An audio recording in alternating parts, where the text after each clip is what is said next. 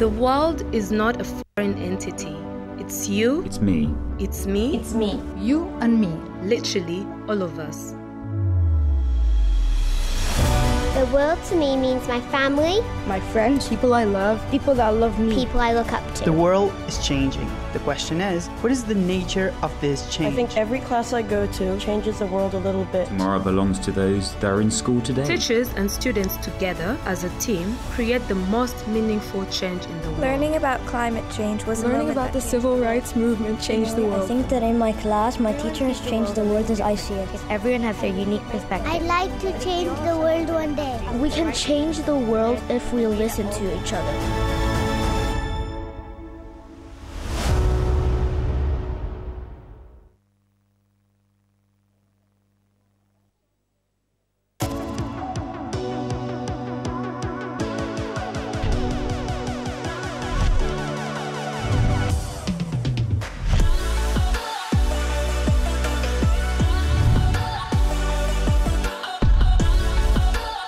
By using technology, we can connect refugees with learners around the world. We are going to make online video learning work for the next billion by making it as accessible as SMS. An online learning platform that teaches entrepreneurship, reshaping education. The winner of the trophy is Chatterbox.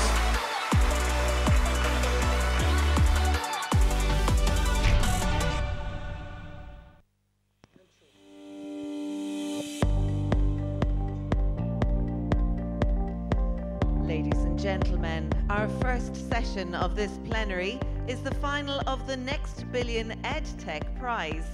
And here to guide us through the proceedings is the director of the Tomorrow Institute, Carla Arts.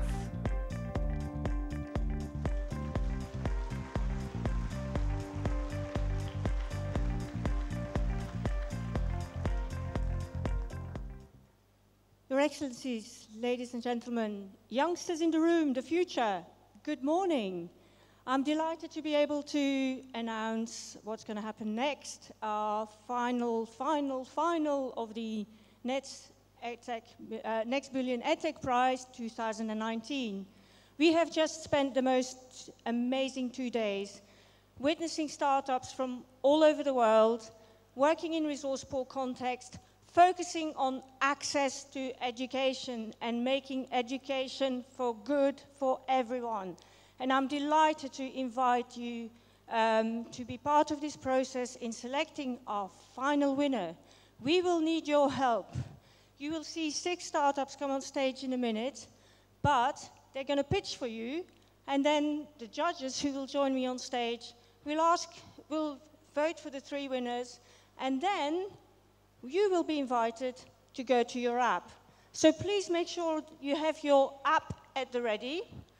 If you haven't downloaded it yet, please do so now. We will need your help. And when you download your app, make sure you go to the poll section. Do not vote yet. Your vote won't be counted. We will invite you to vote when the time is right. So please help us out. Please help us out with the startups. And I'm now delighted to invite our judges, Professor Justine Cassel,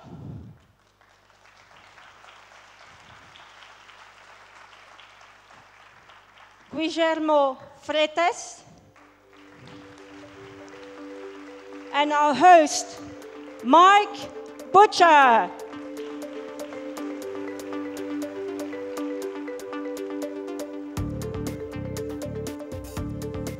Ladies and gentlemen, it's been an incredible few days. We've had some amazing people pitch on the Next Billion stage. It's been incredible. And the point about this, what you've got to remember, is that the sheer vision of this opportunity has been incredible, because we really do want to reach the next billion, right? It's absolutely fantastic. So the vision of this whole idea is, how do you do it? You have to do it with technology, because technology scales. It gets out there. It does it at this incredible pace. So in order to be able to do this, you have to have technology. And the most innovative people in this world are the startups, the entrepreneurs who understand the technology, who are able to create these new platforms. So we've had 30 startups. We had hundreds of applications. We had 30 startups pitch the last couple of days. Yesterday, it went down from 30 to 12. And today, it's gone from 12 to 6. And from 6, it's down to you and us. So, without further ado, let's get them on stage.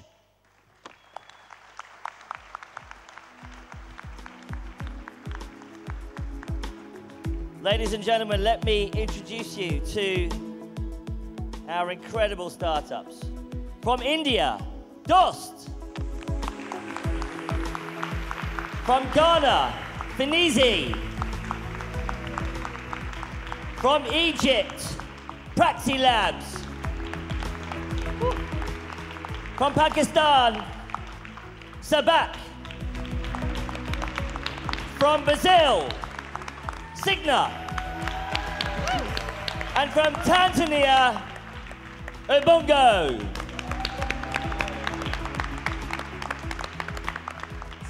And now, you are going to hear about these amazing companies. Let's go to them.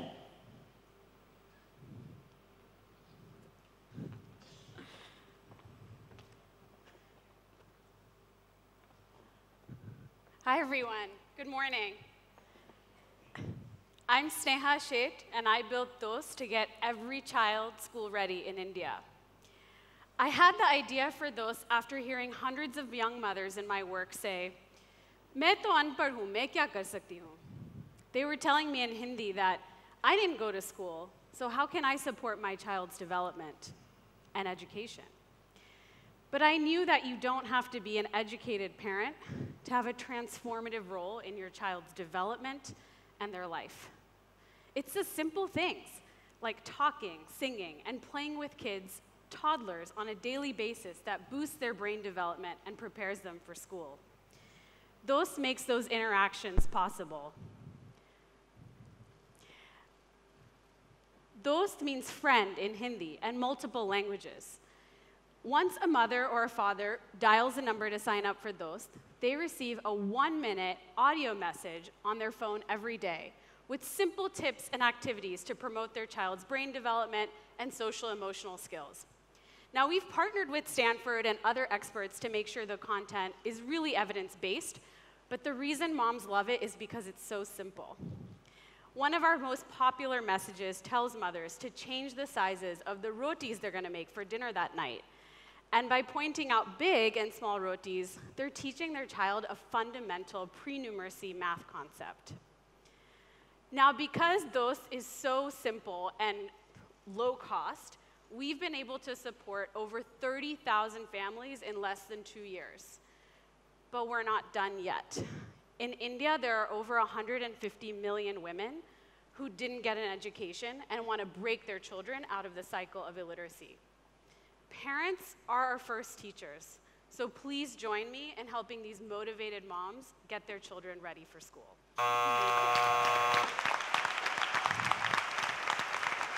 This didn't work. It didn't really? Thank you. Please welcome Finizi.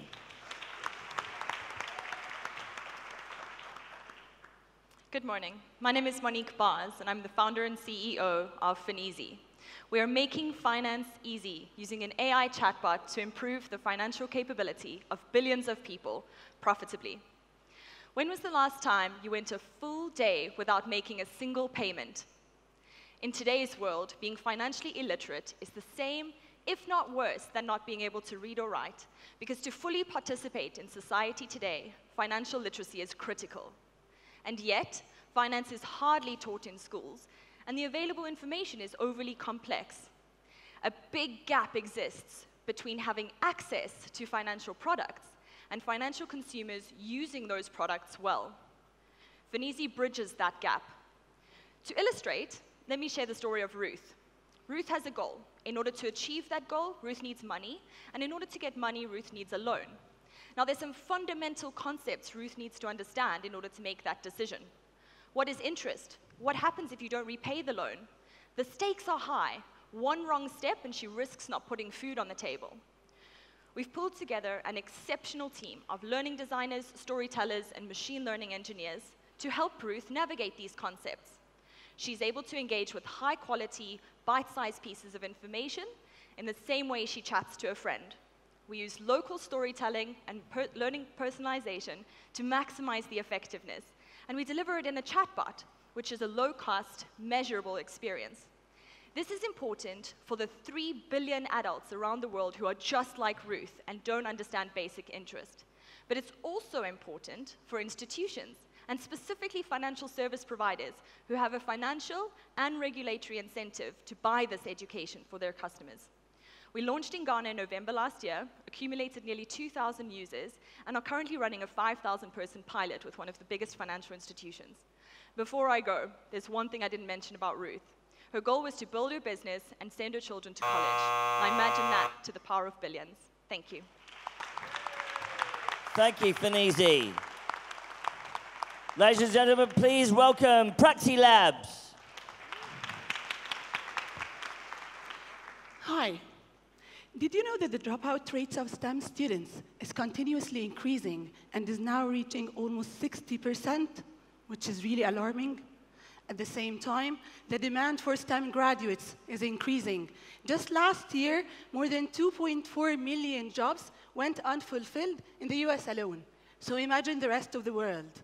And one of the main reasons for this is that traditional labs as we have them today face many challenges. For students, there is the lack of motivation and engagement, as well as restricted accessibility. It's always a fixed amount of time, so no second chances, nor the ability to learn at your own pace. On the other hand, universities do suffer from the very high costs of lab construction and maintenance, let alone safety hazards and ethical challenges that they need to overcome. I'm Khadija, the founder of Praxi Labs, and I'm here to tell you how we are solving these problems. Praxi Labs provides 3D, interactive, engaging simulations for science students to be accessible anytime, anywhere, at an affordable cost with no concerns to safety or ethical challenges. And we help both types of universities, those in developed countries, to improve their learning outcomes and retention, but also those in emerging markets, which might not even have a real lab. And that's where we see our greater impact to provide an equal opportunity for science students everywhere. So where are we now? Just 2 weeks ago, we succeeded in a pilot to the Supreme Council of Universities in Egypt to include one of our simulations in an exam given to 4,000 students across 21 universities, with an aim to roll out to all of the 75 medical students nationwide. So please come talk to me afterwards if you're interested in joining us on our mission of providing the world with more scientists. Thank you. Thank you, Praxi Labs. Ladies and gentlemen, please welcome Sabak.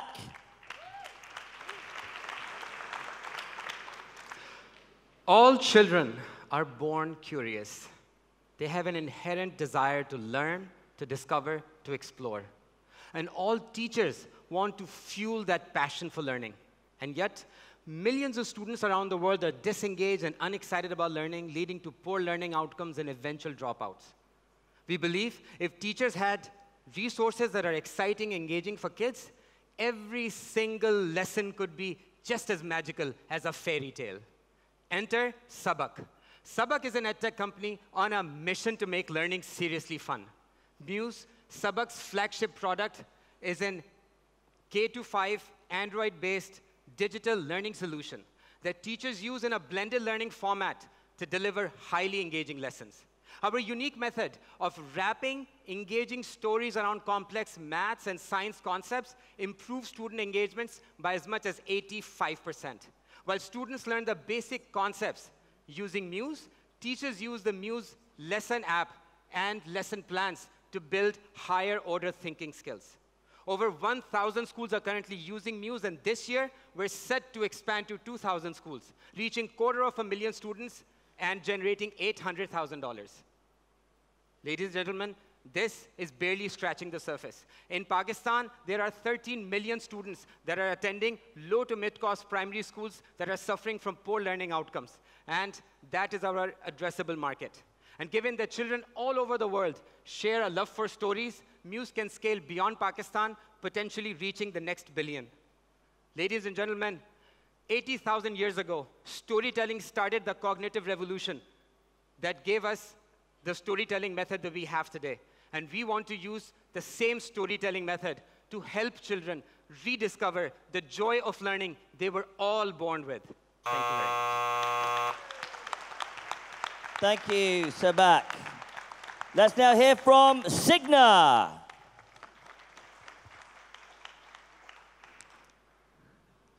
Good morning, everyone.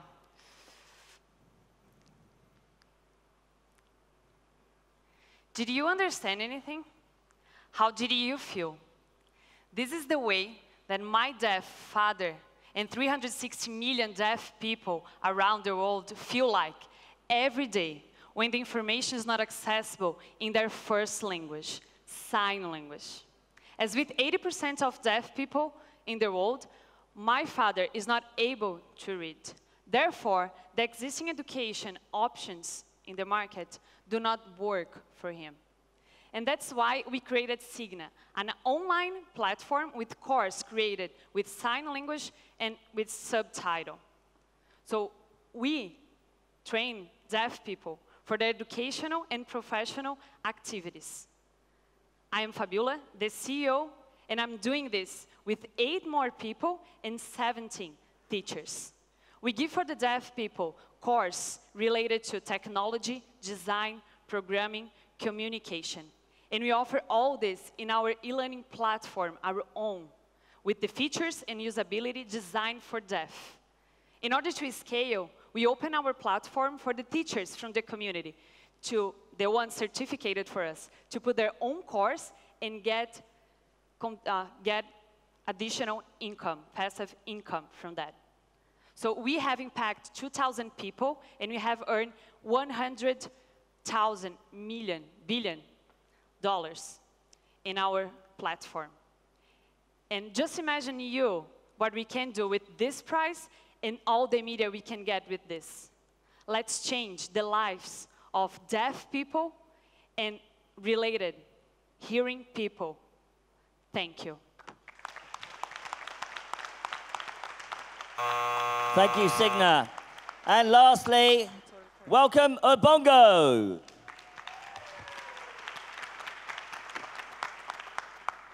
Hi, I'm Doreen. Growing up in rural Tanzania, I went to a school that did not have enough books, teachers, or classrooms, that would sit outside on red earth and write using sticks.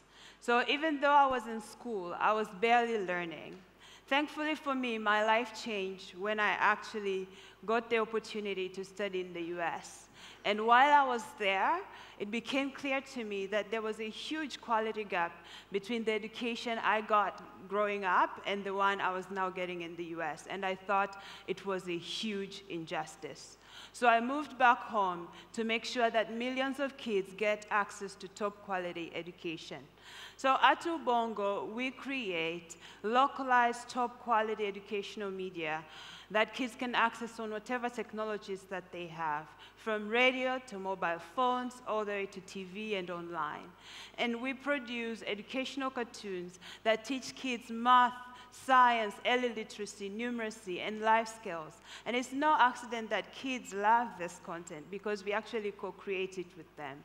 11 million kids learn with us monthly in 6 languages across 31 countries in Africa.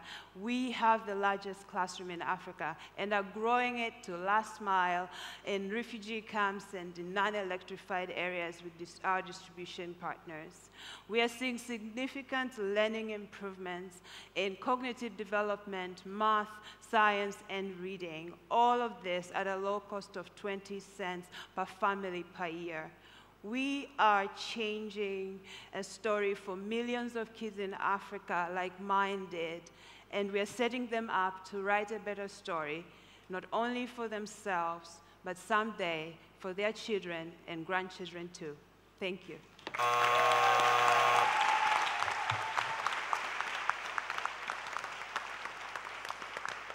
Ladies and gentlemen, you've seen the culmination of hundreds of entries, down to 30, down to 12, down to the 6 that you just saw.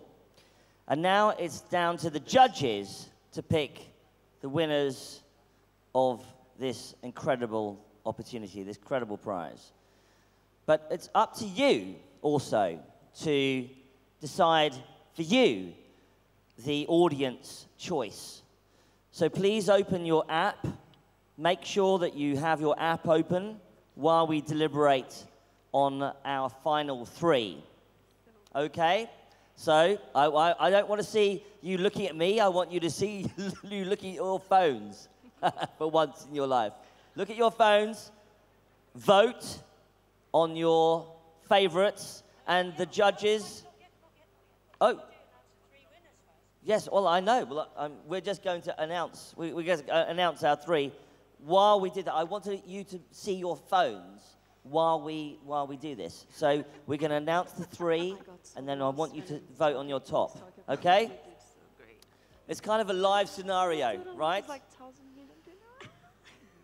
Okay. Excuse me.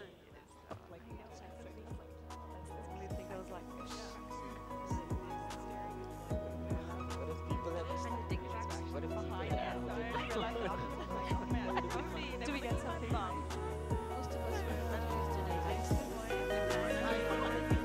Yeah. Oh, totally. 8 times out at the very end, and I knew it wrong. Like yesterday, like 50 times, and today I didn't find time to say well connected. That's why at the very end I was like, I skipped the sentence, so I should say it, and at the same time I finished this here, so I was like, because I thought it'd be like, I feel bad now. I want this guy. I want to stick with it. I should have just shown that to face the other way. Okay. Did you do that? Okay. Now, ladies and gentlemen, I need you to have your phones open. Because it's your turn now to have the opportunity to vote on these final 3. I don't know where my co-founder is. I don't know. I can't find my turn. It's not working. Did you see what my slides was on or not? Like even one slide, or I didn't? So the reason it's closed is because you haven't heard the final 3. We're just testing you. We're just testing you. Remember? When I announce the final 3, that's when you vote. Are you ready? Yeah. Because we're trying to kind of get you into this whole app thing, remember? Right. Off we go. Now, I want you to vote on these. You're about to vote, sir. Mike, come back.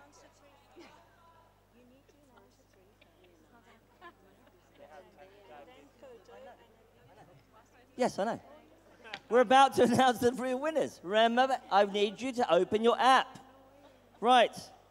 Now vote, ladies and gentlemen, on our judges' choices for the final 3, $25,000 for these companies will be Ubongo,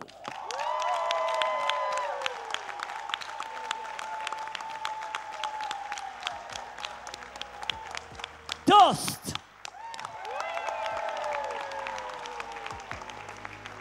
and finally, Praxi Labs.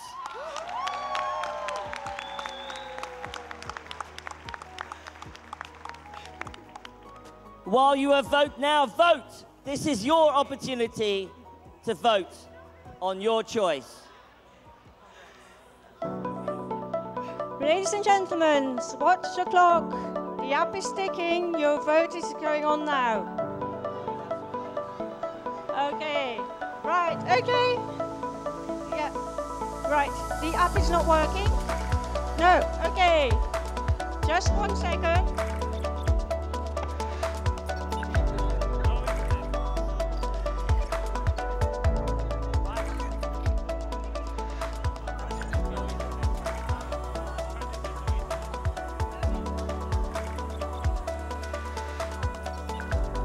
Hi everyone, if you can refresh your app. We will restart the clock.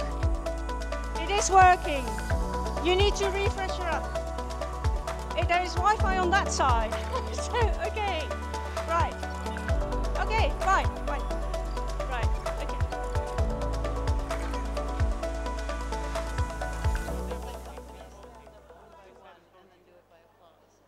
So we're now going to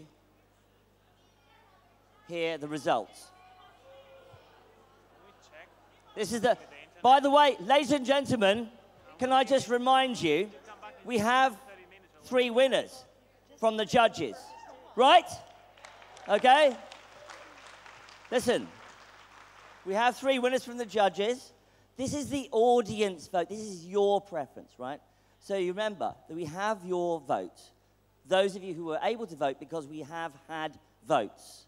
Okay? So, sir, on the stage, I think you have the audience vote, which is actually from the, from whatever it is, Wi-Fi, 3GSM, you name it. Dost, Amongo, Practilabs.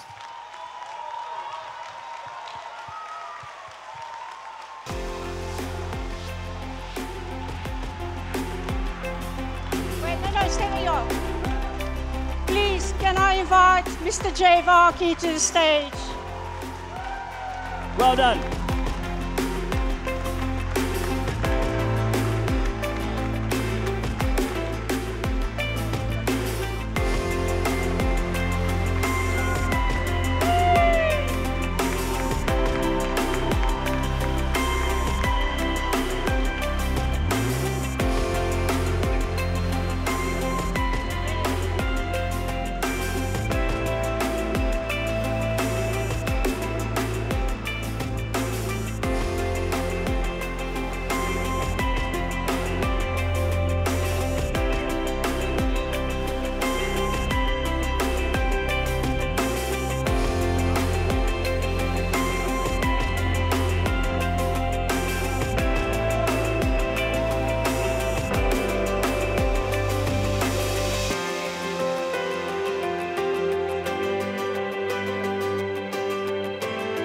Up for the startups.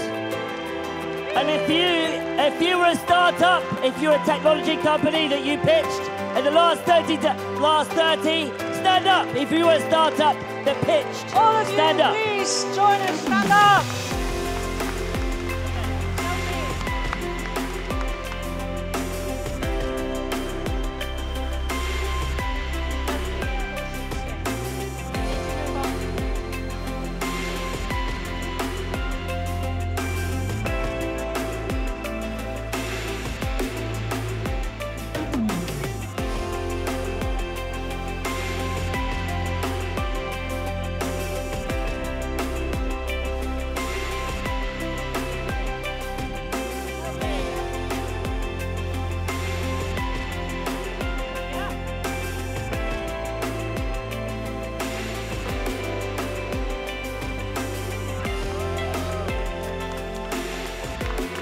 Thank you, everyone. We'll see you next year.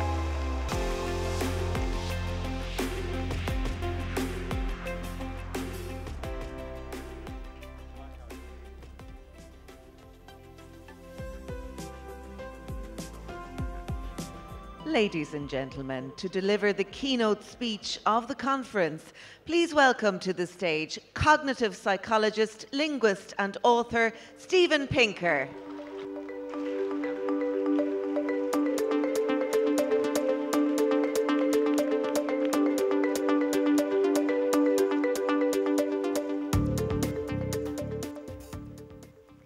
Thank you very much. From time to time, we all ask some deep and difficult questions. Why is the world filled with trouble?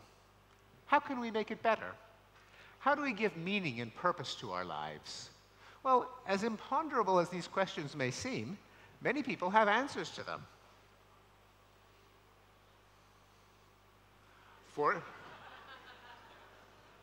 For example, morality is dictated by God in Holy Scriptures. When everyone obeys his laws, the world will be perfect. Or, problems are the fault of evil people who must be shamed, punished, and defeated. Or our tribe should claim its rightful greatness under the control of a strong leader who embodies its authentic virtue. Or, in the past, we lived in a state of order and harmony until alien forces brought on decadence and degeneration. We must restore the society to its golden age. What about the rest of us? Many people know what they don't believe, but have much more trouble putting their finger on what they do believe. In my book, Enlightenment Now, I argue that there is an alternative system of beliefs and values, the one that we associate with the Enlightenment. Namely, that we can use knowledge to enhance human flourishing. Now, many people already embrace the ideals of the Enlightenment without being able to name or describe them. So they've faded into the background as a kind of bland status quo or establishment. The other ideologies have passionate advocates, and I suggest that Enlightenment ideals, too, need a positive defense and an explicit commitment, and that is what I have tried to do in Enlightenment Now. The Enlightenment revolves around 4 themes, I suggest: reason, science, humanism, and progress. Let me say a few words about each. It all begins with reason, with the understanding that traditional sources of belief are generators of delusion. Faith, revelation, tradition, authority, charisma, mysticism, intuition, the parsing of sacred texts are always being wrong. Reason, in contrast, is non-negotiable. As soon as you try to provide reasons why we should trust anything other than reason, as soon as you explain why you're right, why other people should believe you, that you're not lying or full of crap, you've lost the argument because you have appealed to reason. Now, as a cognitive psychologist, I would be the first to acknowledge that human beings on their own are not particularly reasonable. As a species, we are likely to generalize from anecdotes, we reason from stereotypes, we seek evidence that confirms our beliefs while dismissing evidence that disconfirms them, and we're all overconfident about our knowledge, our wisdom, and our rectitude. But people are capable of reason if they adopt certain norms: free speech, open criticism and debate, logical analysis, fact-checking, and empirical testing, which leads to the second Enlightenment ideal, science. Science is based on the conviction that the world is intelligible and that we can try to understand it by formulating possible explanations and testing them against reality. Science has shown itself to be our most reliable means of understanding the world, including ourselves. An important Enlightenment ideal was that there can be a science of human nature, and beliefs about society are testable just like any other beliefs about the world. Science, moreover, provides not just technical know-how, but fundamental insights about the human condition. Naturalism: the universe has no goal or purpose related to human welfare, with the implication that if we want to improve that welfare, we have to figure out how to do it ourselves. Entropy: in a closed system without input of energy, disorder increases. Things fall apart, stuff happens.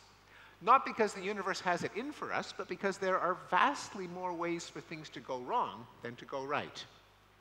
And evolution: humans are products of a competitive process which selects for reproductive success, not for well-being. The implication was spelled out by Immanuel Kant that out of the crooked timber of humanity, no truly straight thing can be built. The third Enlightenment ideal is humanism, that the ultimate moral purpose is to reduce the suffering and enhance the flourishing of human beings and other sentient creatures. Well, you might think, human flourishing, who could be against that? In fact, there are alternatives to humanism, such as that the ultimate good is to enhance the glory of the tribe, the nation, the race, the class, the faith, to obey the dictates of a divinity and pressure others to do the same, to achieve feats of heroic greatness, or to advance some mystical dialectic or struggle or pursuit of a utopian or messianic age. Humanism is feasible because people have a sense of sympathy, a concern with the welfare of others. Well, by default, our circle of sympathy is rather small. We tend to feel the pain only of our biological relatives, our close friends and allies, cute little furry baby animals, and that's about it. But our circle of sympathy can be expanded through cosmopolitanism, the mixing of people and ideas, through education, of course, foremost, journalism, art, mobility, and reason itself. As soon as I sit down in conversation with you, I can't insist that only my interests are special because I'm me and you're not, and hope for you to take me seriously. Finally, we get the ideal of progress that if we apply knowledge and sympathy to reduce suffering and enhance flourishing, we can gradually succeed. Now, you might ask, if human nature doesn't change, how could progress be possible? And an answer from the Enlightenment is that it can take place because of benign institutions that allow us to deploy energy and knowledge to combat entropy, to push back against it, that magnify the better angels of our nature, as Abraham Lincoln put it, such as reason and sympathy, while marginalizing our inner demons, our biases, our illusions, our tribalism, our taste for dominance and vengeance. What do I mean by Enlightenment institutions? Well, some of the brainchildren of the Enlightenment that we continue to enjoy today include democracy, declarations of rights, markets, organizations for global cooperation, and institutions of truth-seeking, such as schools and academies, scientific societies, and a free press. So, 250 years later, how did that Enlightenment thing work out, you may ask? Well, I found that if you ask most intellectuals, the answer is not very well. Because I found that most intellectuals hate progress. And intellectuals who call themselves progressive really hate progress. If you think we can solve problems, I have been told, that means that you have a blind faith and a quasi-religious belief in the outmoded superstition of the false promise of the myth of the onward march of inevitable progress. You are a cheerleader for vulgar American can-doism, with the rah-rah spirit of boardroom ideology, Silicon Valley, and the Chamber of Commerce. You are a practitioner of Whig history, a naive optimist, a Pollyanna, and of course a Pangloss, alluding to the Voltaire character who declared, "All is for the best in the best of all possible worlds." Well, as it happens, Professor Pangloss was what we would today call a pessimist. A true optimist would believe there can be much better worlds than the one that we find today. But all this is irrelevant, because the question of whether progress has taken place is not a matter of temperament or being an optimist or wearing rose-colored glasses or seeing the glass as half full. It's an empirical hypothesis. Human well-being can be measured. Life, health, sustenance, prosperity, peace, freedom, safety, knowledge, leisure, happiness. If they have increased over time, I submit, that would be progress. Well, let's go to the data. Beginning with the most precious thing of all, life. For most of human history, life expectancy at birth hovered around 30 years of age. But then, with the discovery of vaccination and sanitation, antibiotics, other advances in public health and medicine, life expectancy worldwide has grown to 71 years. Virtually no one knows that it is that high. The escape from early death was highly uneven over the regions of the world. It began in Europe and the Americas, but now Asia has just about caught up, and sub-Saharan Africa is showing spectacular gains. For most of human history, the biggest contributor to low life expectancy was the death of children, our most vulnerable human beings. In Sweden, 250 years ago, 1/3 of children did not live to see their 5th birthday. Sweden brought its rate of child mortality down by a factor of 100, and other parts of the world have followed, including in North America, Canada, in Asia, South Korea, in Latin America, Chile, and in sub-Saharan Africa, Ethiopia, which has brought its rate of child mortality down from 25% to 6%, which is still too high, but the progress is continuing. Mothers, too, were in lethal jeopardy when they gave birth. In Sweden, 250 years ago, 1% of women died with every childbirth. Sweden brought its rate down by 250, and other parts of the world followed suit, such as the United States, Malaysia, and Ethiopia. Health. The biggest killer throughout most of human history was infectious disease. That is no longer a major killer in rich countries, but in poor countries it continues to kill many people, particularly children. But still, the 5 most lethal infectious diseases have all seen declines in their mortality rate: pneumonia, diarrhea, malaria, measles, and HIV/AIDS, just in the last 15 years or so. Sustenance. It takes about 2,500 calories to feed an active adult male, and for most of human history, countries were unable to grow enough food to feed their population. Until the British agricultural revolution in the 18th century, when, thanks to advances in agronomy, such as crop rotation, later the invention of synthetic fertilizer, mechanization of agriculture, selective breeding of vigorous hybrids in the Green Revolution, and transportation networks that could bring food from farm to table, England and the United States, France, many other countries developed the ability to feed themselves. More recently, that is true of China, India, and almost the world as a whole. Now, you might say this would be a dubious form of progress if all of those calories were simply going to making people fatter and fatter. But in fact, they have reduced the rate of undernourishment, which in 1970 afflicted 35% of people in the developing world. That has fallen to 15%, first in Latin America, then in Asia, and more recently, sub-Saharan Africa has been making progress.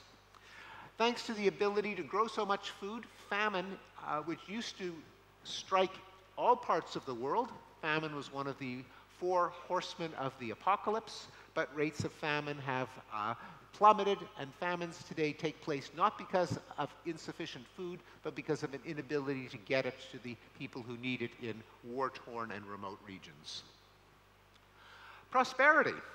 For most of human history, there was pretty much no economic growth to speak of. Poverty does not need an explanation. Wealth needs an explanation. We see this in a plot of the gross world product from the year 1 to the present, which shows that for 1,600 years, economic growth was less than 1 pixel high.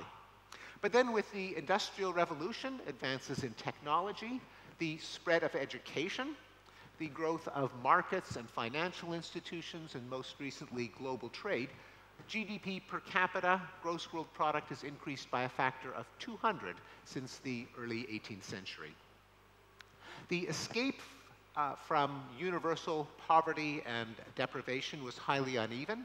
It was enjoyed first in the countries like the UK and the US, but more recently, Asian countries like South Korea, Latin American countries like Chile have seen spectacular economic growth, and China and India are beginning to show exponential growth as well. There is the graph for the world as a whole. Now, once again, this would be a dubious form of progress if all of that economic growth was just going to the 1%. But in fact, we have seen a tremendous reduction in the rate of extreme poverty, $1.90 per person per day. By that yardstick, 200 years ago, 90% of the world lived in extreme poverty. That has now fallen to less than 9%. In fact, there has been a 75% reduction in extreme poverty globally just in the last 30 years, and virtually no one knows about it. Because poor countries are getting richer faster than rich countries are getting richer, international inequality, the gap between rich and poor countries, which necessarily increased with the Industrial Revolution, as some countries escaped from the pack of universal poverty, has now turned a corner, and international inequality is now decreasing. Now, of course, within rich countries, inequality is increasing, not decreasing, but that doesn't mean that rich countries have become indifferent to the well-being of their needy citizens. For hundreds of years, every country in Europe devoted less than 1.5% of their GDP to social transfers, that is, to the poor, the sick, to elderly, to children. But in the 20th century, every developed country went on a binge of social spending, so that today the median OECD country redistributes 22% of its wealth to social transfers. Because of this social spending, the rate of poverty, when it is measured after taxes and transfers, has fallen in the United States from more than 30% in 1960 to 7% today. And when poverty is measured in terms of consumption, the food, clothing, and shelter that people can afford to buy, it has gone from 30% to less than 3%. Prosperity brings with it many advantages. The Social Progress Index is a composite of measures of well-being of a society, a mixture of measures of health, safety, knowledge, freedom, and so on. And what this graph shows is that as countries become wealthy, their citizens become better off. There are, admittedly, 3 countries that are not as well off as one would expect based on their overall prosperity: Saudi Arabia, the United Arab Emirates, and Kuwait. But nonetheless, though they punch below their wealth in terms of societal well-being, you can see from the graph that their citizens are better off than the world average. Peace. For most of human history, the natural state of relations between states and empires was war, and peace was just a brief interlude between wars. We can see that in a graph that plots the percentage of years that the great powers of the day, the major states and empires, were at each other's throats in great power wars. What the graph shows is that 300 or 400 years ago, the great powers were pretty much always at war. Now, they are never at war. The last great power war pitted the United States against China in Korea more than 65 years ago. Now, if we zoom in on the 20th century, we see that even as wars were becoming shorter and less common, some of the ones that did occur were massively destructive, namely World War I and World War II. But contrary to predictions that I grew up with, that it would only be a matter of time before we would see World War III between the United States and the Soviet Union, fought with nuclear weapons and even more destructive than the first 2 world wars. The Soviet Union went out of existence mostly peacefully. The Cold War ended. World War III never happened. Indeed, if we focus on the period since World War II, we see that wars of all kinds have become rarer and less destructive, including civil wars and wars between smaller powers. I see we have in the audience President Juan Manuel Santos of Colombia, who helped bring to an end the last war in the Western Hemisphere and the last remnant of the Cold War. Indeed, if you plot the total number of people killed in battle deaths of all wars of all kind, then you see that from the late 40s, when about 20 people were killed in war per 100,000 world population, there has been an uneven but unmistakable decline in the rate of death from all wars put together. There are peaks for the Korean War, for the Vietnam War, for the Iran-Iraq War, and for the Syrian Civil War, but the overall trend is downward. And we can look forward to a day in which, as the folk singers used to predict, war will have vanished from the face of the earth. Freedom and rights. We have all read with alarm about the threats to democracy in countries like Venezuela and Russia and Turkey and Hungary. Nonetheless, if you count up the number of democratic countries and the number of autocratic countries scaled by how democratic or autocratic they are, you see that the world has never been more democratic than it has been in the past decade. This may seem incredible, but keep in mind that as recently as the 1970s, half of Europe was behind the Iron Curtain, living in Soviet totalitarian dictatorships. Spain and Portugal were fascist dictatorships. Greece was under the control of a military junta. Most of Latin America was under the control of military authoritarian governments, as were East Asian countries like South Korea, Taiwan, Indonesia, all of them democratic today. Countries have also been reducing their use of force to brutalize their citizens. Country after country has abolished the death penalty, for example. If current trends continue, they probably won't, but if you were to extrapolate that line, the death penalty would have vanished from the face of the earth by the year 2026, joining other forms of institutional violence that have been abolished worldwide, such as human sacrifice, dueling, and, of course, slavery. Homosexuality has been decriminalized in country after country, most recently India, Lebanon, and Trinidad and Tobago, just in the last few months. Child labor. For most of history, children were set to work in fields and factories. In England in 1850, about 30% of children were in the workforce. That fell in countries like England, United States, and Italy. Thanks to growing prosperity, which meant that parents no longer depended on the income that their children brought in, to the increased premium on education, so that a child was more valuable in school than in the fields, and to a general increased valuation of the lives of children. In 2015, the Nobel Peace Prize was shared by Kailash Satyarthi for his efforts to reduce child labor, and these graphs of child labor worldwide shows that those efforts have brought about real results. Crime. In any part of the world that exists in a state of anarchy, there will be violent predation, often triggering cycles of revenge and vendetta and blood feud.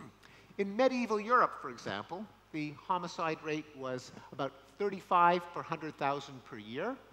But then, as the medieval kingdoms began to establish their control over the medieval patchwork of fiefs and baronies, and the rule of law was brought to the frontier regions, the rate of violence in Europe fell to 1 per 100,000 per year.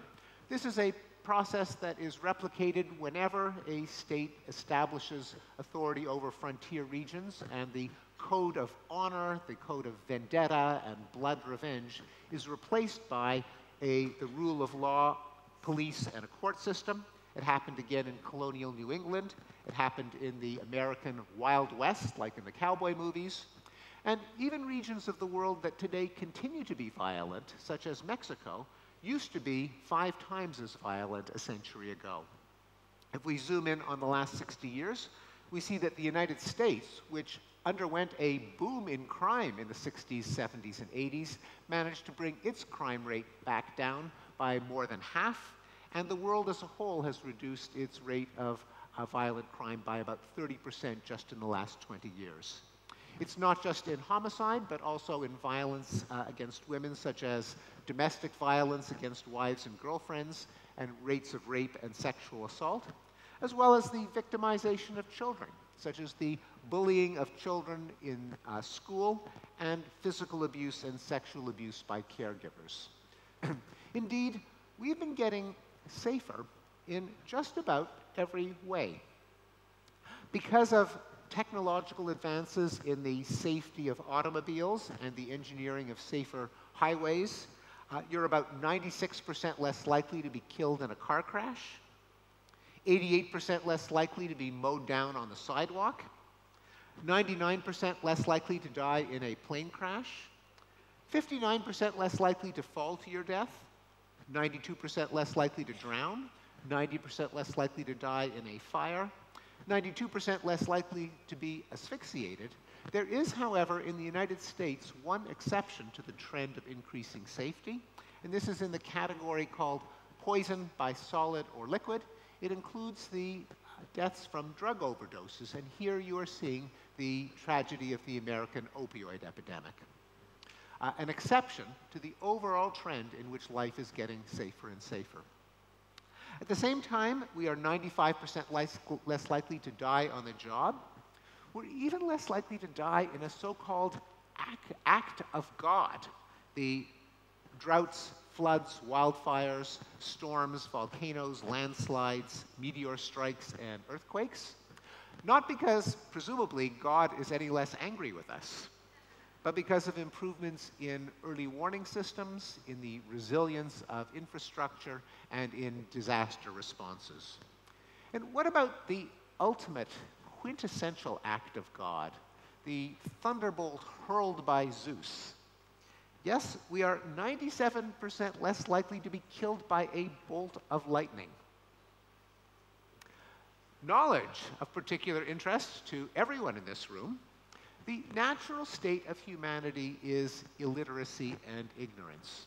And for most of history, literacy was a privilege of a small aristocratic minority. In 1475, for example, in Europe, no more than 15% of people could read and write. But European countries like Netherlands, England, and Germany achieved universal literacy by the 20th century. As did the United States, Chile, other Latin American countries. And today, the world is approaching universal literacy. 80% of people today can read and write, 90% of people under the age of 25. I don't have here a graph for basic education, but that too shows huge increases in every country on Earth. And not just men, but also women. In England in 1750, only 6 women could read and write for every 10 men who could. But England achieved gender parity in literacy by the 20th century, and the world is very, very close. Even the countries that have the most disappointing records of educating girls, such as Pakistan and Afghanistan, have shown dramatic gains. That is a development that we can associate with the other winner of the 2015 Nobel Peace Prize, of course, Malala Yousafzai. And in perhaps the most incredible, astonishing, difficult to believe example of progress that I have come across, we are getting smarter. This is true.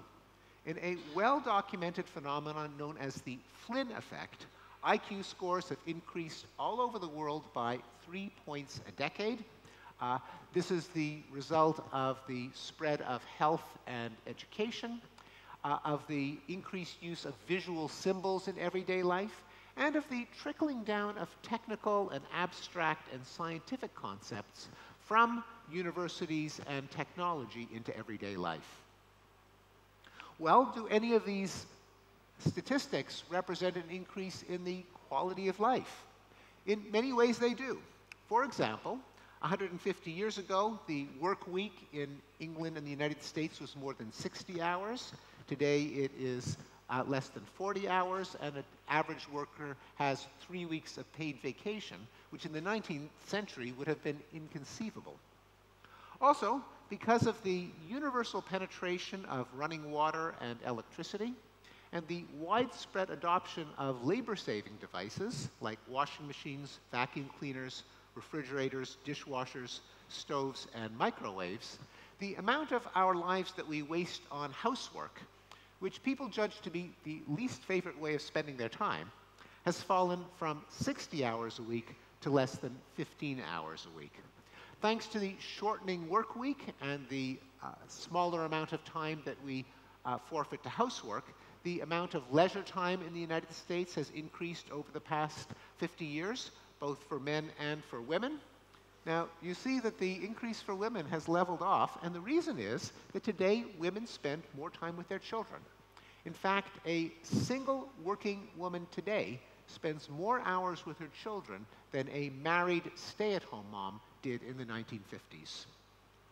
We also fork over less of our paycheck to necessities. 100 years ago, 60% of our paycheck went to food, clothing, and shelter. Today, it is less than 1/3.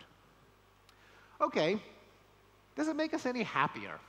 These are all the kinds of data that economists like to measure, but what ultimately counts is the happiness in people's lives, and the answer is, on average, yes. As countries get richer, on average, their citizens get happier. In 71% of countries for which we have data over time, happiness has increased. Interestingly, the United States is not one of them, but it started off pretty happy in the first place. And contrary to a widespread myth that suicide rates are soaring, that is not true globally. In fact, quite the contrary, suicide rates are down by about 30% in the last 25 years and are down in most countries. Has this come at the expense of the environment? And the answer is yes, of course it has. But that is starting to turn around. As countries become wealthier, they can afford technologies that give them more energy with less harm to the environment. And also, when people get more affluent, their values change. And they are willing to devote more resources and to have more regulations that protect the environment. In the United States, for example, since the passage of the Clean Air Act and Clean Water Act in 1970, even though American population increased by 40%, GDP increased by 2.5%, and Americans drive twice as many miles as they used to, but the rate of the emissions of the 5 major air pollutants has declined by 60%. So it is not true that countries have to choose between economic growth on the one hand, protecting the environment on the other. It is possible to achieve both. In the temperate world, deforestation has gone to zero as forests are no longer cut down for farms, and in fact, farms are being abandoned and forest is taking them over. In the tropical world, sadly, deforestation continues, but at least it is on its way down compared to its peak in the 1980s. The amount of the world's surface that is protected against exploitation has doubled from 8% to 15%, and the amount of the world's oceans that are protected has also doubled from 6% to 12%. And the biggest pressure on the environment, namely human beings and our population growth, peaked in the 1960s, and because countries, as they get richer, better educated, more urban, and women are more empowered, their rate of fertility goes down. According to one projection, world population will peak in 2070 and begin to come down. Well, I hope to have convinced you that progress is not a matter of attitude or seeing the glass as half full. It is a demonstrable fact of human history. So how is the fact of human progress reflected in the news? Well, an algorithmic analysis of the tone of the news using sentiment mapping, which counts the proportion of positive to negative words in online news sources, has shown that during all these years in which the people's lives have gotten longer and safer and richer and healthier and happier, the New York Times has gotten increasingly morose, and a sample of the world's broadcasts have gotten glummer and glummer. So why do people deny progress? Part of the answer comes from an interaction between the nature of human cognition and the nature of journalism. Cognitive psychologists have shown that people estimate risk and probability according to how easily they can recall examples from memory. We use our brain's search engine as a shortcut to doing statistics.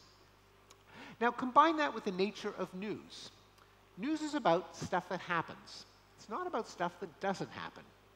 You never see a journalist saying, I'm reporting live from a country that is at peace, or a city that has not been attacked by terrorists. Also, news is about sudden events, not gradual changes. As Max Roser has pointed out, the papers could have had the headline, 137,000 people escaped from extreme poverty yesterday, every day for the last 30 years. But they never ran that headline, with the result that more than 1 billion people escaped from extreme poverty, and no one knows about it. Together with these built-in biases in the nature of journalism, there is also a kind of culture of negativity among journalists who feel that it is their duty to inform people of everything that's going wrong. Captured in a satirical headline in the American humor magazine The Onion, CNN holds a morning meeting to decide what viewers should panic about for the rest of the day. Well, you can see that if you combine the nature of journalism with the nature of human cognition, you can understand why the world is coming to an end and always has been. There's also a negativity bias in all of us, that bad is stronger than good, psychologically speaking. We dread losses more than we enjoy gains. We think about and feel bad events more than good ones, especially recent bad events. Explaining an observation by Franklin Pierce Adams that nothing is more responsible for the good old days than a bad memory. There's also a market among would-be prophets. Pessimism sounds serious. Optimism sounds frivolous. As the musical satirist Tom Lehrer said, always predict the worst and you'll be hailed as a prophet. Well, let me conclude with 3 questions about progress and enlightenment that I'm sure have occurred to many of you. You might think, isn't it good to be pessimistic, to speak truth to power, to rake the muck, to prevent people from sliding into complacency? Well, not exactly. It's good to be accurate.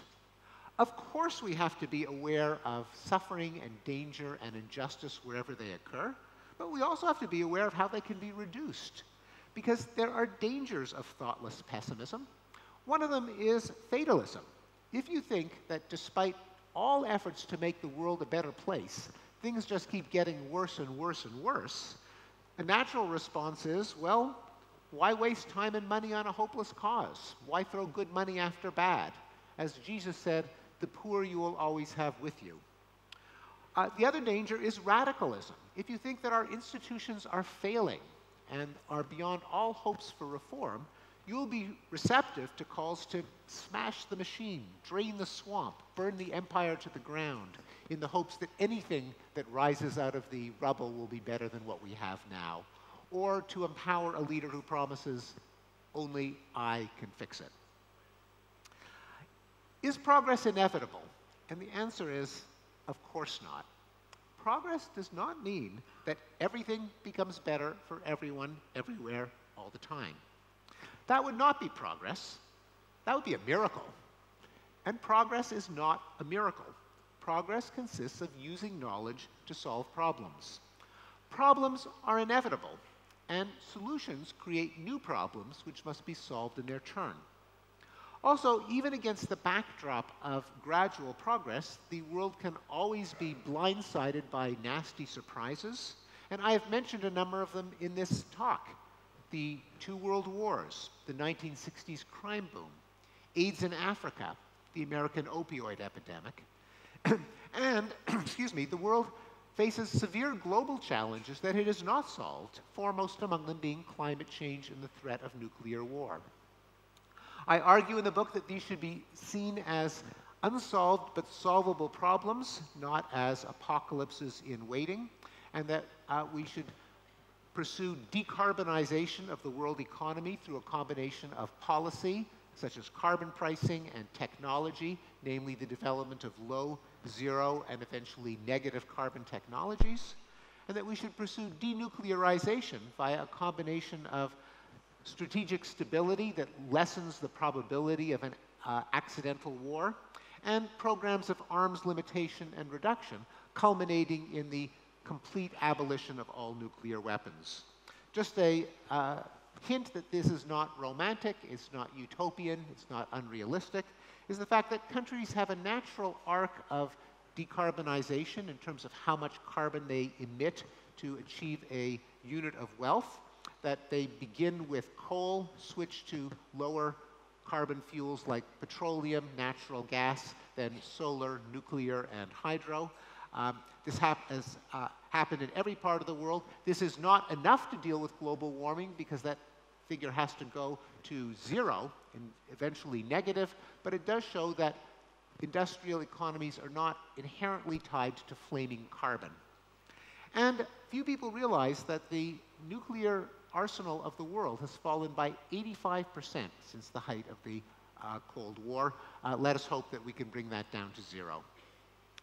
My final question: does the Enlightenment just go against human nature?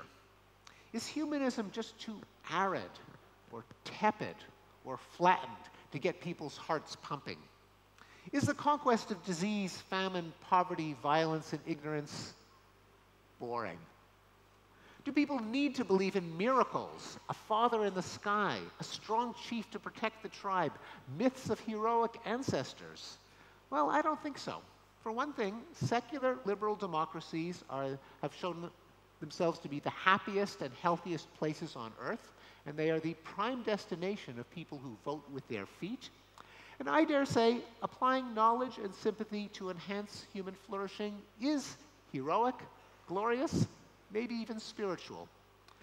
Unlike other hero stories, it is not just a myth. Myths are fictions, but this one is true to the best of our knowledge, which is the only truth we can have. And it is a hero story that belongs not just to one tribe, but to all of humanity. For it depends only on the convictions that life is better than death, health is better than sickness, abundance is better than want, peace is better than war, freedom is better than coercion, happiness is better than suffering, and knowledge is better than superstition and ignorance. Thank you. Thank you very much. Thank you.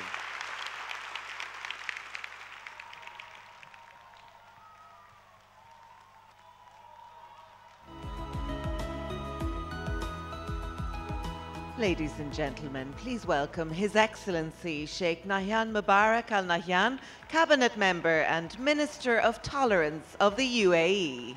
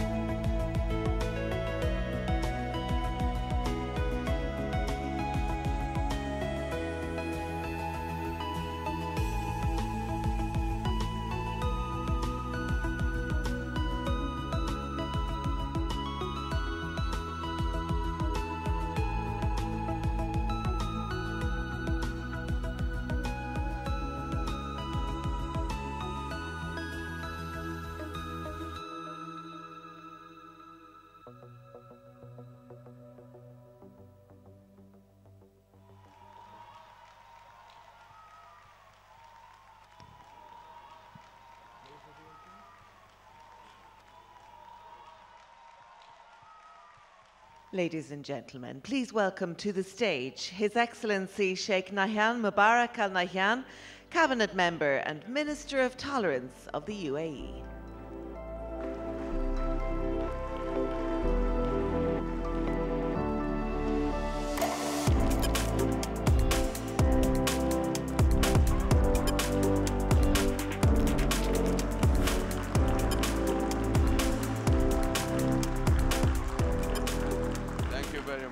Thank you. Thank you. Thank you for your warm welcome. Your Excellencies, distinguished guests, ladies and gentlemen, it's a great pleasure to welcome you to this annual Global Education and Skills Forum, hosted by the Barkey Foundation under the able leadership of my friend and brother, Sunny Barkey. Thank you, Sunny.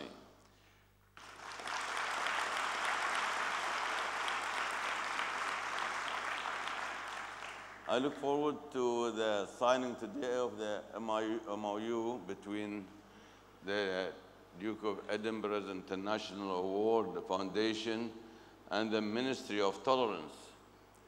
Our cooperation will contribute to our efforts to promote tolerance, volunteerism, and public service among our young people in particular. We are also honored this morning by the president of so many leaders, like my dear brother and friend, former president of Colombia. Most welcome, sir. Santos. And doers of our time, and thank each of you so very much for joining us for this important conference. The themes of this forum are powerful, important, and far-reaching.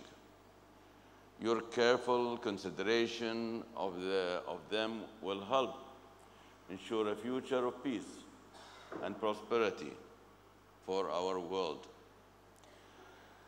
And it is indeed a great honor that His Highness Sheikh Mohammed bin Rashid Al Maktoum, the UAE Vice President, Prime Minister, and ruler of Dubai, is the patron of this forum. His launch of the Global Teacher Prize during the forum reinforces his status as a major force in education reform, both here and around the world and the region. We in the UAE are fortunate to have his wise leadership and are grateful for his vision of the role of education in shaping the future. It is appropriate that this annual forum is held in Dubai and the United Arab Emirates, and that the far-reaching vision of our nation's founder, the late President Sheikh Zayed bin Sultan Al Nahyan, and expanded by wise leadership of our President, His Highness Sheikh Ali bin Zayed Al Nahyan, His Highness Sheikh Mohammed bin Rashid Al Maktoum, and His Highness Sheikh Mohammed bin Zayed Al Nahyan, the Crown Prince of Abu Dhabi and the Deputy Supreme Commander of the Armed Forces. The UAE is on a trajectory to become one of the world's leaders in creating a knowledge society and a knowledge-based economy. Interactions with accomplished world thinkers and leaders will help support our national goals. They make us more efficient, and they help us reach our potential.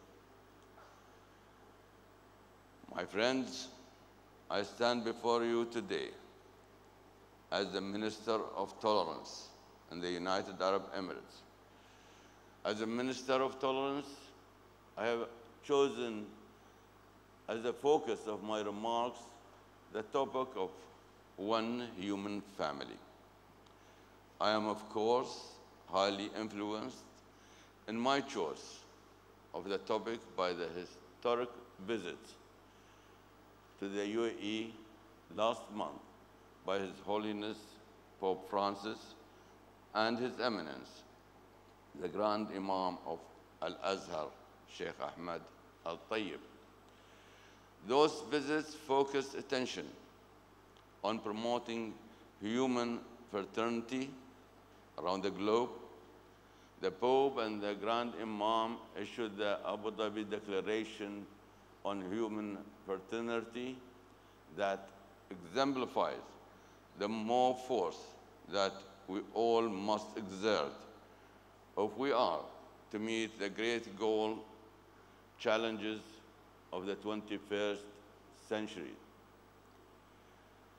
When I speak of one human family, I want to emphasize my strong belief in the power of tolerance and human engagement to shape the future and to help solve many of the world's great global challenges.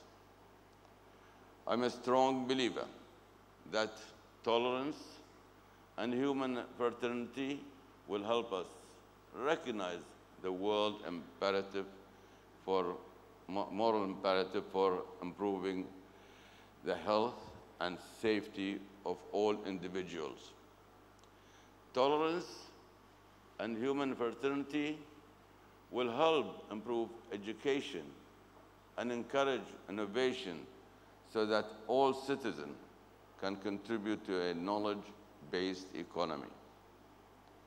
Tolerance will enable cooperation, understanding, and mutual respect among different groups and cultures and religions. Tolerance will help us deal with the important environmental issues. Tolerance will help solve conflicts and political disagreements. Tolerance will make us champions for human rights and human obligations. And tolerance will assist in preserving our own heritage and strengthening our own cultures, thereby making us all proud of our national identities. Ladies and gentlemen, I have a great confidence that education can play an important role in helping us reach the goal of the one human family. I have great hopes for your forum. I'm looking forward to the outcomes of your discussions on the role of education in providing access to success and progress, the role of education in building bridges between individuals and between societies, and the role of education in bringing down barriers and building mutual trust and cooperation, which are now the basic requirements for global progress and world peace. Above all, I look forward to the collective power of your intellect as applied in an integrative, interdisciplinary manner to produce ideas and initiatives for addressing major problems facing the world. بسك من التصوير انت بسك لسه خلاص. I have given thought to a few issues that may be of interest to you. First, it seems to me that discussions about education for one human family will inevitably converge on knowledge, partnerships, innovative technologies, and the requirement for building successful global learning communities. This must include the best ways for guaranteeing that global initiatives and programs yield well-educated and engaged students and promote educational excellence and innovation in all countries of the world. Second, if nations aim to educate and train students so they can work productively in a global environment, those nations must at the same time ensure that their work-oriented curricula do not stifle the imaginations of those students. It is vital that we stimulate the curious, inquiring mind, that we teach critical analysis, that we promote continuing education, that we recognize the courage required to persist in the face of rejection of one's ideas and intuition. We must also be on constant guard against recurring waves of anti-intellectualism and the continuing re-emergence of know-nothing attitude. Third, we know that disparities in skills and educational resources widen the persistent imbalance among nations and threatens our hopes for educational attainment around the globe. Successful development around the world requires that these disparities be reduced or altogether eradicated. Fourth, as one human family, I hope we agree on two basic concepts. One, the role of leaders, thinkers, and innovators in shaping the future of the world will continue to grow. Two, regional and international cooperation is essential to the growth of knowledge and the solutions of problems. It is now clear that your work as thinkers and intellectual leaders must not only be about knowledge and ideas, but must also be about leadership. The leadership required to ensure the wise, effective, and humane use of knowledge and ideas. In closing, I wish to note again that recent events around the world have made us conscious of the urgent need to bring hope and optimism to leaderships among people and between countries. The current state of distrust and misunderstanding in the world has a great deal to do with ignorance that breeds hostility and fear. In order to have one human family on our planet, we must solve these issues educationally, peacefully, and in a humane way. And again, I want to emphasize my strong belief that education is one of the most effective ways to address the root causes that fuel hatred and mistrust. Education is vital if civilization is to persist and prosper. Thank you for being here today. And as I close, I ask that each of us make a commitment to help develop one human family. Thank you for being here. We appreciate it. Thank you.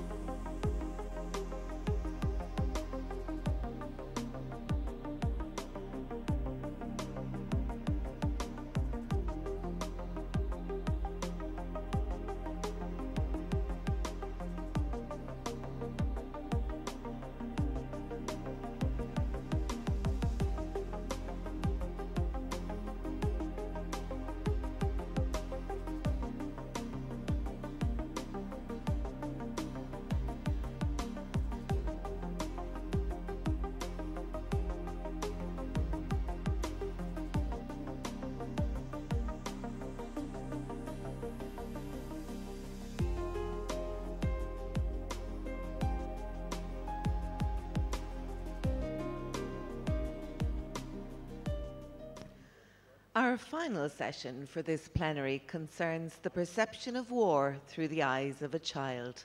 Please welcome to the stage Braden Bent, internet star, vlogger and student. Hello everyone. So on September 2016, Bana Al-Abad wrote her first tweet. It was 3 words long and it was simply read, "I need peace." As airstrikes rained down on Aleppo during the Syrian civil war, 7-year-old Bala Al-Abad and her mother Fatima were tweeting daily about the life under siege. Bana's experiences and messages started to transcend the headlines and pierce through the political noise. She reminded us of the human cost of war and displacement. Most importantly, she made us see the horror of war through the child's eyes. Nothing could be more humbling. She highlighted our collective failure to protect the weakest. There was nowhere to hide. She made us feel uncomfortable and guilty.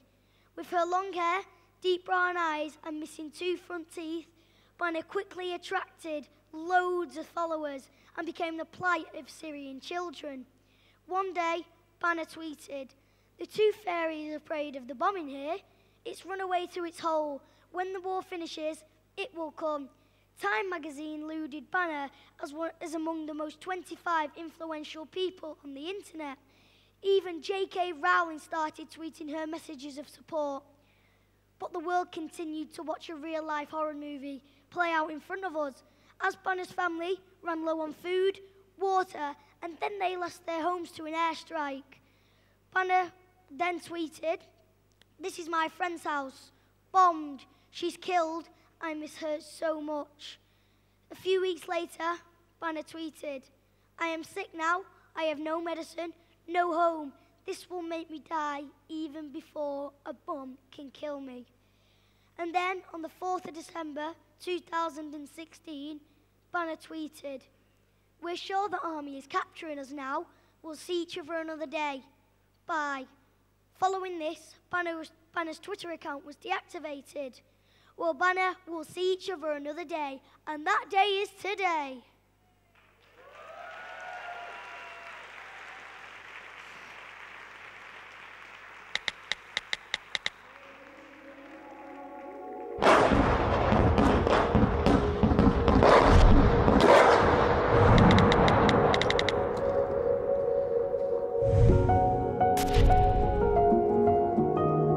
I am sick. I need medicine. Block after block of wasteland. About 400,000 people have been killed in the Civil War.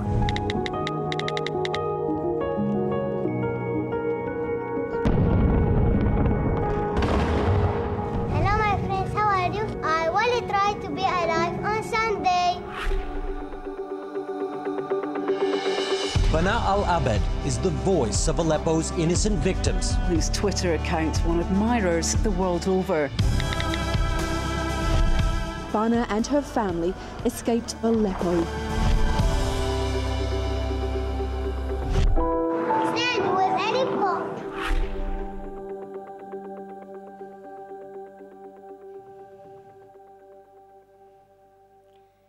Your Excellencies, ladies and gentlemen, please welcome to the stage the bravest person I'm ever about to meet, Bana Al-Abad.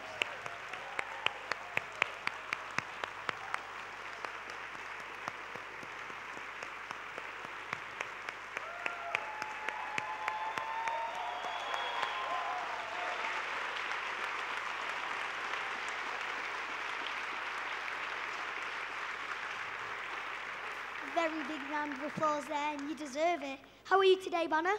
I'm great, thank you. Very good, thank you. Now, I know that you like Harry Potter. My favourite character is Harry Potter in it, and my favourite book is The Prisoner of Azkaban. What's your favourite Harry Potter book and character?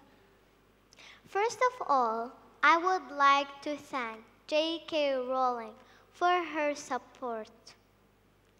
I love magic and believe in it, and she gave me that magic. She was the first one who gave me a present, not from my family. I was so happy. All her books are amazing. I like Harry Potter, not because he's the main character, because he's gentle. He is helpful. He loves his friends and family. So we've just talked about the fictional side of things. Can you tell me who your real-life heroes are? My hero is someone who teaches me to be brave.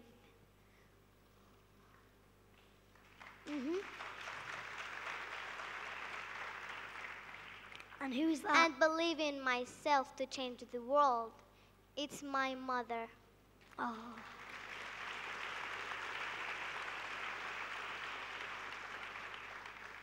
My heroes are children who are suffering from hunger and cold. My heroes are children who are dying from war.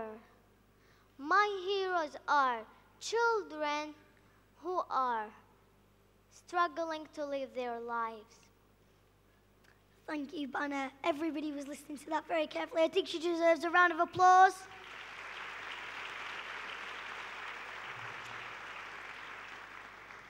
So I'm 10 years old, around the same age as you, Banner, and I was 7 years old when you were facing daily airstrikes which rained down on Aleppo. Now, I could not think how I would have coped if that was happening in Manchester, my city. It would have been tragic. So, Banner, how did you cope? My life was so hard. Sometimes I couldn't sleep at night because of bombing. I was always seeing children dying in front of my eyes. I was scared to lose one of my family. Okay. Sorry. Carry on. Sorry. I was sick. There were no hospitals or medicine. I had no water for 2 days. We lived in siege. Not only me, many children are still suffering there. I had no choice. I wanted to tell the story with the world. Thank you, Banner. Now, the world got to see the horror of Aleppo through your eyes. It was your innocence and honesty that really broke through.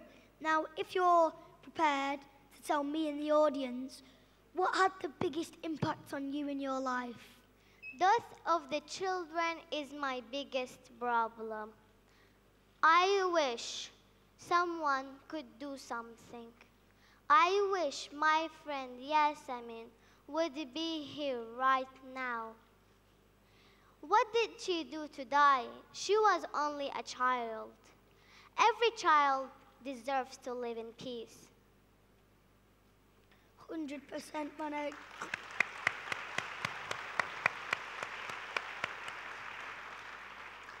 Then in December 2016, your mother disguised you as a boy and got you on a bus to evacuate Aleppo. Since then, you've started a new life in Turkey, and everybody's been wanting to interview you. You even appeared at the Oscars, Banner. Now, how are you finding this celebrity status? Would you rather be called the modern-day Anne Frank or just put all this behind you? Of course, I am a child. I have free time to play. I want to use my voice for the people in my country, to do something for them. Definitely, Banner. Now, you've lived in Turkey for around 2 years now. How are you finding life there? It's so difficult to leave your country behind. Your childhood, your friends, your house, everything behind, and go to a new country. Turkey is a nice place. I love it. It's peaceful, And of course, I have school. Sometimes I have a lot of homeworks. But I love doing homeworks. Thank you, Banner. It makes education. It does make education brilliant. I get it sent home every night. Yeah, it's brilliant. I love it. Yeah.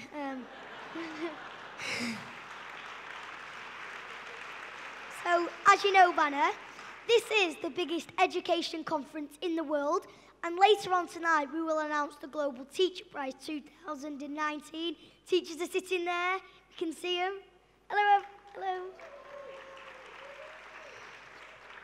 But in one of your tweets, you wrote, "I want to be a teacher, but the war is killing my dream. Stop the bombing. I just want to learn English and maths." Why do you want to be a teacher? I want to be a teacher because teachers are number one in our lives.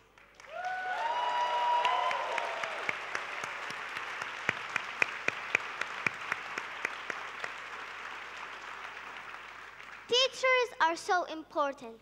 Without them, the world will be nothing.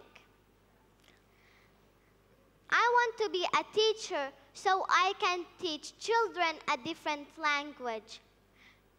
And of course, I love my teachers and respect them.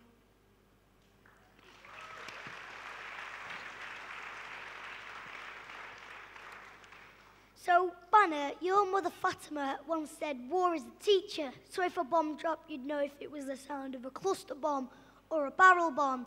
But if a teacher said to you, "Draw me something," instead of drawing a flower or a butterfly like I would or we would, the people who have experienced war would draw a bomb or a rocket.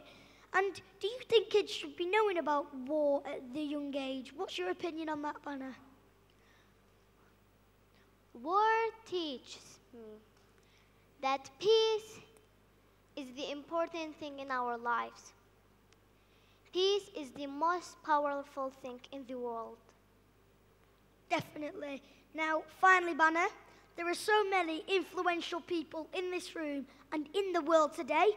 Politicians, business leaders, head of NGOs, royalty, and of course, the teachers sitting right there. But what is your message to everybody in this room and around the world today? It's a great honor to be here and add the voice of the children. War has destroyed everything in my country, and education is one of them. Millions of children didn't have good education.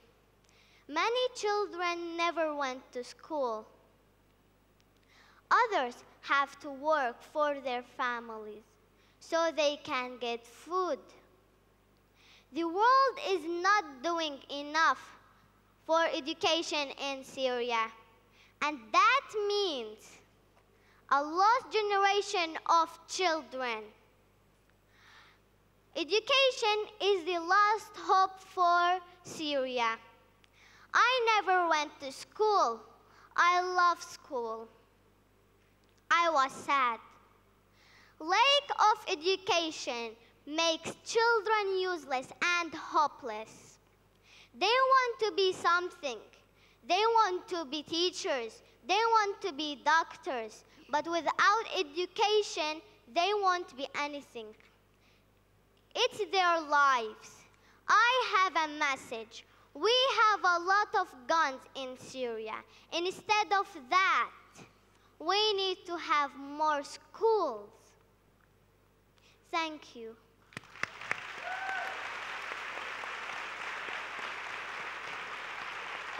Thank you, Banner, very much. Your Excellencies, ladies and gentlemen, please be upstanding for the bravest person I have ever met, Banner Alabad! Thank you, everybody. Thank you. I think he's good. The chances are I'll be the other way. Thank you.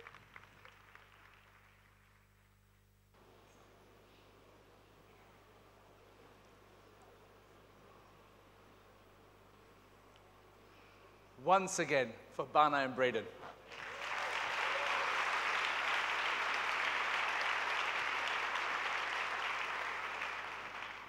And once again, my team have done it to me again. How do I follow that? Friends, our day starts in approximately 10 minutes in terms of sessions. Logistical information is what I've been told to give you. We have today some incredible change makers amongst us.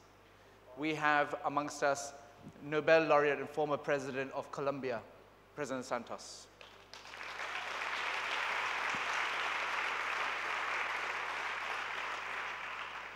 We have a serving president amongst us later on today, President Bayo of Sierra Leone.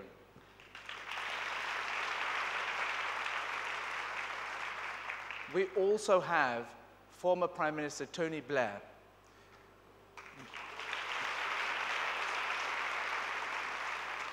These are change makers at the highest level you can imagine of life. These are presidents and prime ministers. What they don't know about how change happens is not worth knowing. And so that's why I implore you, all of you, to take the advantage of going to these sessions throughout the day. Our sessions will begin at 11 o'clock sharp. So please, I ask you to make your way to the Assateer tent or to your breakouts. And we look forward to you joining us later on today for the ceremony of the Global Teacher Prize. Can we show a round of applause and love for our top 10 teachers?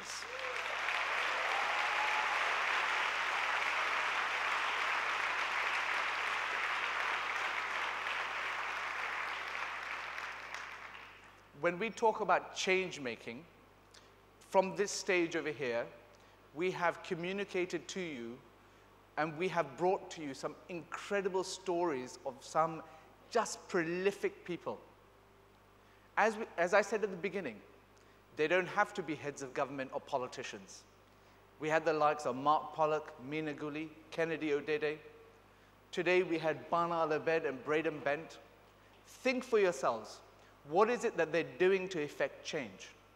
And then think about how we can bring those changes, those lessons, to how we conduct ourselves in education.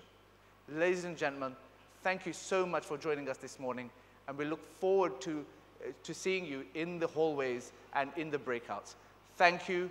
Please join us for the breakouts.